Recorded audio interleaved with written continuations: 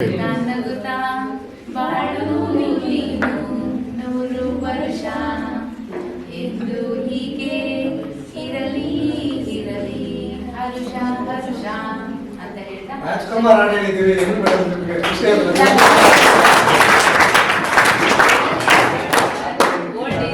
ಹಳೆ ಹಾಡುಗಳನ್ನ ready start.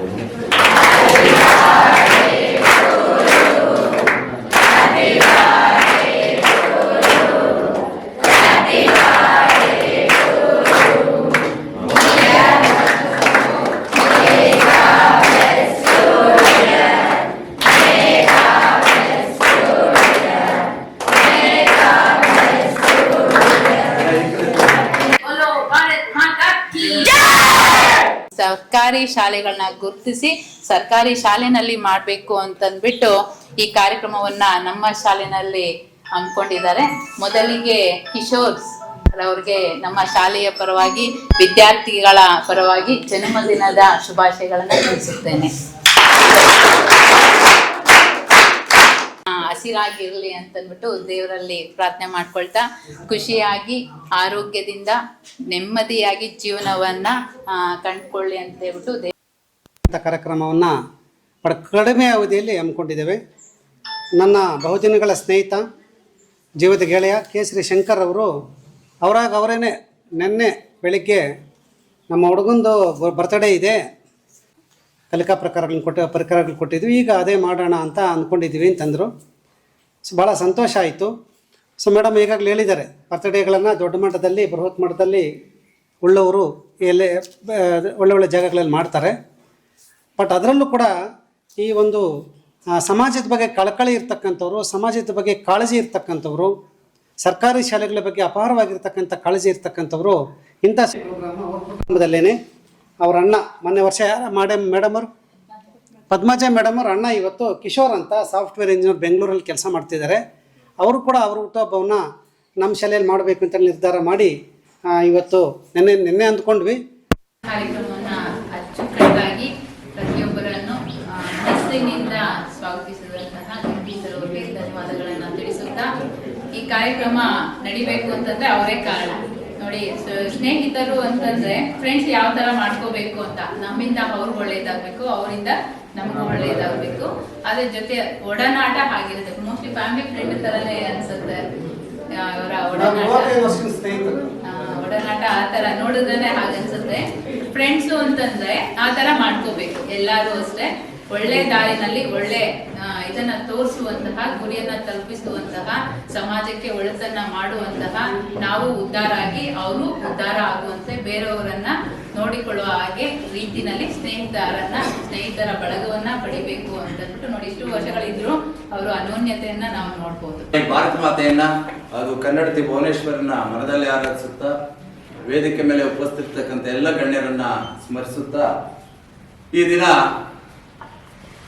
ನನ್ನ ಎರಡನೇ ದೊಡ್ಡ ಮಗ ಕಿಶೋರ್ ಹುಟ್ಟುಹಬ್ಬ. ಅವನು ನೆನ್ನೆಲ್ಲ ಮೊನ್ನೆ ನನಗೆ ಇದಕ್ಕೆ ಸ್ಫೂರ್ತಿ ಕೊಟ್ಟಿದ್ದು ಕಿಶೋರ್ ಅವರ ಸಹಧರ್ಮಿ. ನಾನು ಈ ಥರ ಏನಾದರೂ ಮಾಡಬೇಕು, ಮುಳುಬಾಗಿಲಲ್ಲಿ ಬರಬೇಕು ಅಂದಿದ್ದು. ನನಗೆ ತಟ್ಟಂತ ಹೊಡೆದಿದ್ದು ನನ್ನ ಸ್ನೇಹಿತ ಜಗದೀಶ್. ಅವನು ಲಾಸ್ಟ್ ಟೈಮ್ ಎಲ್ಲ ಬಂದಾಗ ಅವನ ಶಾಲೆಗೆ ಬಗ್ಗೆ ಒಂದು ತೀರಾ ಗೌರವಗಳಿತ್ತು. ದಯವಿಟ್ಟು ಕ್ಷಮೆ ಇರಲಿ, ಯಾಕಂದ್ರೆ ನಾನು ಅವನ ಏಕವಚನದಲ್ಲಿ ಸಂಪೂರ್ಣ ಮಾಡ್ತಾ ಇದ್ದೇನೆ. ನಿಮ್ಮ ಟೀಚರ್ನ ದಯವಿಟ್ಟು ಸಂಬೋಧನೆ, ಯಾಕಂದ್ರೆ ಆ ಸಲಿಗೆ ನನಗಿರೋದ್ರಿಂದ ನಾನು ಮಾತಾಡ್ತಾ ಇದ್ದೀನಿ. ಜಗದೀಶ್ ಹೇಳಿದೆ, ಈ ತರ ಒಂದು ಇದೆ ಮಾಡ್ಬೇಕು ಅಂದ್ರೆ ನಮ್ಮ ಶಾಲೆಯಲ್ಲಿ ಈ ತರ ಇದ್ದಾರೆ ಅಂತ ಹೇಳಿದ್ರು. ನಾವು 8th ಮಕ್ಕಳು ಕೊಡೋಣ, ಇದು ಅಲ್ಪ ಕೊಡುಗೆ. ದಯವಿಟ್ಟು ನೀವು ಕನ್ನಡ ಶಾಲೆಯನ್ನ ಉಳಿಸ್ಬೇಕು, ಅದು ಸರ್ಕಾರಿ ಶಾಲೆಗಳನ್ನ ಉಳಿಸುವ ನಿಟ್ಟಿನಲ್ಲಿ. ಇವಾಗೆಲ್ಲ ನೀವೆಲ್ಲ ಓದ್ತಾ ಇದ್ದೀರಲ್ಲಪ್ಪ, ಸರ್ಕಾರಿ ಶಾಲೆಗಳು ಅದನ್ನ ನಾವೇನಾದ್ರೂ ಉಳಿಸಿದ್ರೆ ಒಂದು ಸಂಸ್ಕೃತಿಯನ್ನು ಉಳಿಸಿದಂಗೆ. ಯಾಕಂದ್ರೆ ಕನ್ನಡ ಶಾಲೆಗಳು, ಸರ್ಕಾರಿ ಶಾಲೆಗಳು ಜೀವನದ ಅದ್ಭುತವಾದ ಮೌಲ್ಯಗಳನ್ನ ತಿಳಿಸ್ಕೊಡತ್ತೆ.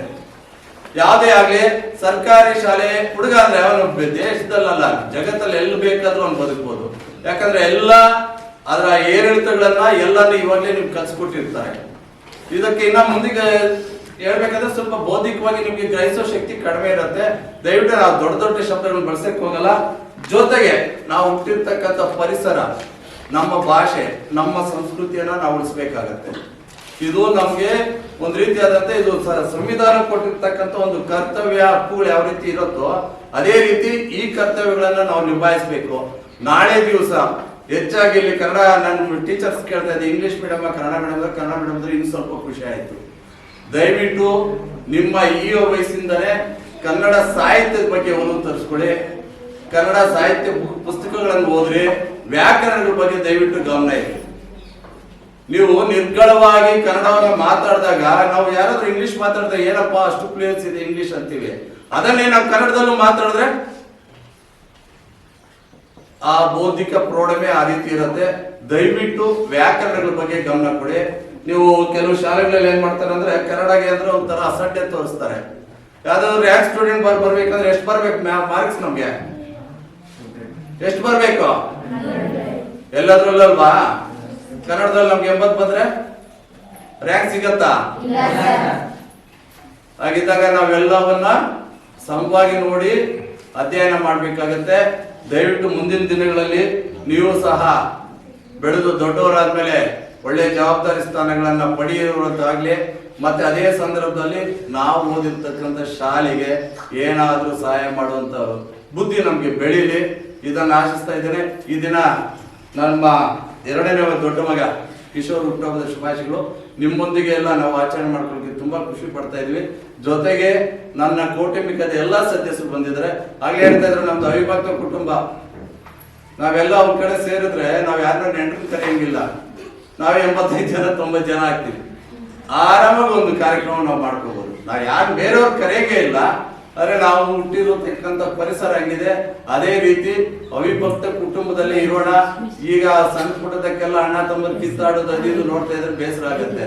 ದಯವಿಟ್ಟು ತಂದೆ ತಾಯಿಗೆ ಗೌರವ ಅಂತ ಕೊಡ್ರಿ. ನಾವೆಲ್ಲ ಒಟ್ಟಾಗಿ ಬದುಕುವಂತ ಪರಿಸರ ರೂಪಿಸ್ಕೊಳ್ಳೋಣ. ಈ ಸಂದರ್ಭದಲ್ಲಿ 4 ಮಾತಾಡಕ್ಕೆ ಅವಕಾಶ ಮಾಡಿಕೊಟ್ಟೆಲ್ಲ ನಿಮ್ಗೆಲ್ಲ ಒಂದು 2 ಮಾತು ಹೇಳಿ ನಾನು ಮುಗಿಸಕ್ಕೆ ಇಷ್ಟಪಡ್ತೀನಿ. ಸಾಧನೆ ಮಾಡಕ್ಕೆ ಬಡತನ ಅನ್ನೋದು ಅಡ್ಡಿ ಬರಲ್ಲ. ಈಗ ಎಷ್ಟು ಸಾಧನೆ ಮಾಡಿರುವಂತಹ ಸಾಧಕರಿದ್ದಾರೋ ಎಲ್ಲರ ಜೀವನ ಚರಿತ್ರೆಯನ್ನು ನೀವು ಒಮ್ಮೆ ಮೆಲುಕು ಹಾಕಿದಾಗ ಎಲ್ಲಾ ಸಾಧಕರು ಬಡತನದಲ್ಲಿ ಕಠಿಣವಾದಂತಹ ಪರಿಸ್ಥಿತಿಗಳನ್ನ ಮೀರಿ ಬಂದಿರುವಂತವ್ರೆ. ನಾನು ಯಾಕೆ ಮಾತು ಹೇಳ್ತೀನಿ ಅಂತಂದ್ರೆ, ನಮ್ಮ ಬಸವಣ್ಣವ್ರು ಹೇಳ್ತಾರೆ, ಉಳ್ಳವರು ಶಿವಾಲಯ ಕಟ್ಟೋರಯ್ಯ, ನಾನೇನು ಮಾಡೋರಯ್ಯ, ನನ್ನ ಬಡವರಯ್ಯ, ಇನ್ನ ಕಾಲಿಕಮ್ಮ, ಇನ್ನ ದೇವ ಇನ್ನ ಸೇವೆ ಹೊಣ ಕಳಿಸುವಯ್ಯ. ಸೊ ಇಲ್ಲಿ ಒಂದು ಸಾಧನೆ ಮಾಡ್ಬೇಕಂತಂದ್ರೆ ಇಲ್ಲಿ ಬಡತನ ಅಡ್ಡ ಆಗ್ಬಾರ್ದು. ನೋಡಿ, ಹಣ ಒಂದೇ ಅಲ್ಲ, ಹಣಕ್ಕಿಂತ ಮಿಗಿಲಾದದ್ದು ನಮ್ಮ ಒಂದು ಇಚ್ಛಾಶಕ್ತಿ, ನಮ್ಮ ಒಂದು ಮನಸ್ಥಿತಿ, ಮತ್ತೆ ನಾವೇನಾದ್ರೂ ಸಾಧನೆ ಮಾಡ್ಕೋಬೇಕು ಅಂತ ಹೇಳ್ಬಿಟ್ಟು ನಾವು ಮನಸ್ಸಿನಲ್ಲಿ ದೃಢ ನಿಶ್ಚಯ ನಿರ್ಧಾರ ಮಾಡಿದ್ರೆ ನಿಜವಾಗ್ಲೂ ಖಂಡಿತವಾಗ್ಲೂ ಅದು ಹಾಗೆ ಆಗುತ್ತೆ. ಸೊ ಈ ವಯಸ್ಸಿನಿಂದ ನೀವು ಒಳ್ಳೆ ಗುಣಗಳನ್ನ ಮೈಬೆಳೆಸ್ಕೊಳ್ಳಿ. ತಂದೆ ತಾಯಿಗಳಿಗೆ ಗೌರವ ಕೊಡಿ, ಗುರು ಹಿರಿಯರಿಗೆ ಗೌರವ ಕೊಡಿ. ಪ್ರತಿಯೊಂದು ಕ್ಷೇತ್ರದಲ್ಲೂ ಕನ್ನಡ ಅಂತಂದ್ರೆ ಅಷ್ಟು ಸಾಧಾರಣವಾದಂತಹ ಭಾಷೆ ಅಲ್ಲ. ಸುಮಾರು 2000 ವರ್ಷಗಳ ಇತಿಹಾಸ ಇರುವಂತಹ ಭಾಷೆ. ಈಗ ನಾನು ಕನ್ನಡದಲ್ಲೇ ಓದಿರುವಂತವನು, ನಾನು ವಕೀಲನಾಗಿದ್ದೀನಿ, ನಾನು ಹೈಸ್ಕೂಲಲ್ಲಿ 4 ವರ್ಷ ಶಿಕ್ಷಕನಾಗಿ ಸೇವೆ ಮಾಡಿರುವಂತವನು. ಸೊ ಕನ್ನಡ ಭಾಷೆಯನ್ನು ನೀವು ಒಳ್ಳೆಯ ಮನಸ್ಸಿನಿಂದ ಕಲ್ತಿದ್ದೆ ಆದ್ರೆ ನಿಮ್ಮ ಸಾಧನೆಗೆ ಯಾವುದೇ ಅಡ್ಡಿ ಇಲ್ಲ. ಆಂಗ್ಲ ಭಾಷೆ ಬೇಕು, ಆದ್ರೆ ಈಗ ನಮ್ಮ ಕರ್ನಾಟಕದಲ್ಲೇ ಕನ್ನಡ ಭಾಷೆಯನ್ನೇ ಸಾರ್ವ ಭಾಷೆ ಅಂತ ಹೇಳ್ಬಿಟ್ಟು ಹೇಳಕ್ ಇಷ್ಟಪಡ್ತೀನಿ. ಸೊ ಈ ಒಂದು ಅವರ ಒಂದು ಏನು ಜನ್ಮದಿನ ಆಚರಣೆ ಮಾಡಿದ ನಮ್ಮ ಕಿಶೋರ್ ಅವರು ಈ ಒಂದು ಶಾಲೆಗೆ ಬಂದಿದ್ದಾರೆ. ಸೊ ಇದೊಂದು ಎಲ್ರಿಗೂ ಒಂದು ಪ್ರೇರಣೆ, ಸಮಾಜಕ್ಕೆ ಒಂದು ಒಳ್ಳೆಯ ಸಂದೇಶ. ಯಾಕಂದ್ರೆ ಶ್ರೀಮಂತರು ಎಲ್ಲ ಒಳ್ಳೆಯ ಹೋಟೆಲ್ಗಳಲ್ಲಿ, ಒಳ್ಳೆಯ ಸಭಾಂಗಣಗಳಲ್ಲಿ ಎಲ್ಲ ಫ್ಯಾಮಿಲಿಯವ್ರ ಜೊತೆ ಸೇರಿ ಸಂತೋಷವಾಗಿ ಕಾಲ ಕಳೆಯಕ್ಕೆ ಈ ಒಂದು ಹುಟ್ಟುಹಬ್ಬಗಳನ್ನು ಆಚರಣೆ ಮಾಡ್ತಾರೆ. ಆದ್ರೆ ಇವರು ಒಂದು ಸಮಾಜಕ್ಕೆ ಒಂದು ಸಂದೇಶ ರವಾನೆ ಮಾಡ್ತಿದ್ದಾರೆ. ಏನು ಅಂತಂದ್ರೆ, ಈ ಇಂತಹ ಒಂದು ಕನ್ನಡ ಶಾಲೆಗಳಿಗೆ ಹೋಗಿ ಒಂದು ಅವ್ರ ಕೈಲಾದಂತಹ ಒಂದು ಸಹಾಯ, ಒಂದು ಪೆನ್ ಇರಲಿ, ಒಂದು ಪುಸ್ತಕ ಇರಲಿ, ಒಂದು ಜಾಮೆಟ್ರಿ ಬಾಕ್ಸ್ ಇರಲಿ, ಇದು ಬೆಲೆ ಕಮ್ಮಿ ಇರ್ಬೋದು, ಆದ್ರೆ ಈ ಏನ್ ಕೊಡುಗೆ ಕೊಡ್ತಾರೆ ಕೊಡುಗೆಗೆ ಬೆಲೆ ಕಟ್ಟಕ್ಕೆ ಸಾಧ್ಯ ಇಲ್ಲ, ಕೋಟಿಗಳಲ್ಲೂ ಬೆಲೆ ಕಟ್ಟಕ್ಕೆ ಸಾಧ್ಯ ಇಲ್ಲ. ಅವ್ರು ಏನು ಇವತ್ತು ನಿಮ್ಗೆ ಈ ಒಂದು ಸಣ್ಣ ಕೊಡುಗೆ ಕೊಡ್ತಾ ಇದ್ದಾರೆ, ನಿಜವಾಗ್ಲೂ ಇದು ಬಹಳಷ್ಟು ಮಹತ್ವವಾದಂತಹ ಕೊಡುಗೆ ಅಂತ ಹೇಳ್ಬಿಟ್ಟು ನಾನು ಇಷ್ಟಪಡ್ತೀನಿ. ಸೊ ನಮ್ಮ ಶಂಕರನ ಬಗ್ಗೆ ಹೇಳ್ಬೇಕಂತಂದ್ರೆ, ಅವರು ಆಡು ಮುಟ್ಟಿದ ಸೊಪ್ಪಿಲ್ಲ, ಅವ್ರು ಮಾಡುವಂತಹ ಕೆಲಸ ಕಾರ್ಯಗಳಿಲ್ಲ. ಇವತ್ತು ನಮ್ಮ ಮುಳಬಾಲ್ ತಾಲೂಕಿನಲ್ಲಿ ಏನಾದ್ರು ಒಳ್ಳೆ ಕೆಲಸಗಳು, ಸಮಾಜಮುಖಿ ಕೆಲಸಗಳು ಒಂದು ಸಂಘಟನೆಯ ಮುಖಾಂತರ ನಡೀತಾ ಇದೆ ಅಂತಂದ್ರೆ, ಎಲ್ಲೇ ಏನೇ ಅನ್ಯಾಯ ಆಗಲಿ ನಾನು ಇದೀನಿ ಅಂತ ಹೇಳ್ಬಿಟ್ಟು ನಮ್ಮ ಶಂಕರಣ್ಣ ಮುಂದೆ ನಿಂತು ಆ ಒಂದು ಅನ್ಯಾಯನ ಸರಿಪಡಿಸುವಲ್ಲಿ ಬಹಳಷ್ಟು ಶ್ರಮ ವಹಿಸ್ತಾರೆ. ಅವರ ಸ್ವಂತ ಕಾರ್ಯ ಕೆಲಸಗಳು ಏನ್ ಮಾಡ್ತಾರೋ ಏನೋ ನನಗೆ ಗೊತ್ತಿಲ್ಲ. ಸಮಾಜಮುಖಿ ಕೆಲಸಗಳು ಅಂತಂದಾಗ ಮೊಟ್ಟ ಮೊದಲನೇದಾಗಿ ಬಂದು ನಿಲ್ಲೋರು ಅಂತಂದ್ರೆ ನಮ್ಮ ಕೇಸರಿ ಶಂಕರವರು. ಇಂಥವ್ರಿಗೆ ಭಗವಂತ ಒಳ್ಳೆಯ ಆಯುಷ್ ಆರೋಗ್ಯ ಅಧಿಕಾರ ಕೊಟ್ಟು ಇನ್ನೂ ಮುಂದಿನ ದಿನಗಳಲ್ಲಿ ಒಳ್ಳೆಯ ಕೆಲಸ ಕಾರ್ಯಗಳು ಮಾಡಬೇಕು ಅಂತ ಭಗವಂತನ ಪ್ರಾರ್ಥನೆ ಮಾಡ್ತಾ, ಇವತ್ತು ಏನು ಈ ಕೇಂದ್ರ ಬಿಂದು, ಈ ಕಾರ್ಯಕ್ರಮದ ಕೇಂದ್ರ ಬಿಂದು ಈಶ್ವರರಾಗಿದ್ದಾರೆ. ಇವ್ರಿಗೆ ಆ ಭಗವಂತ ಇನ್ನೂ ಒಳ್ಳೆಯ ಅವಕಾಶಗಳು ಕೊಟ್ಟು ಇನ್ನೂ ಅವರ ಜೀವನದಲ್ಲಿ ಒಳ್ಳೆಯ ಘಟ್ಟಕ್ಕೆ ಹೋಗಬೇಕು, ಇನ್ನೂ ಅವರು ಒಳ್ಳೆಯ ಒಂದು ಮಹತ್ವವಾದಂಥ ಕೆಲಸ ಸಾಧನೆ ಮಾಡಬೇಕು, ಇನ್ನೂ ಇಂಥ ಹುಟ್ಟುಹಬ್ಬಗಳನ್ನು ಅವರು ನೂರಾರು ಆಚರಣೆ ಮಾಡಬೇಕು ಅಂತ ಹೇಳ್ಬಿಟ್ಟು ಆ ಭಗವಂತನ ಪ್ರಾರ್ಥಿಸ್ತಾ ನನ್ನ ಮಾತನ್ನು ಮುಗಿಸ್ತೀನಿ. ಜೈ ಹಿಂದ್, ಜೈ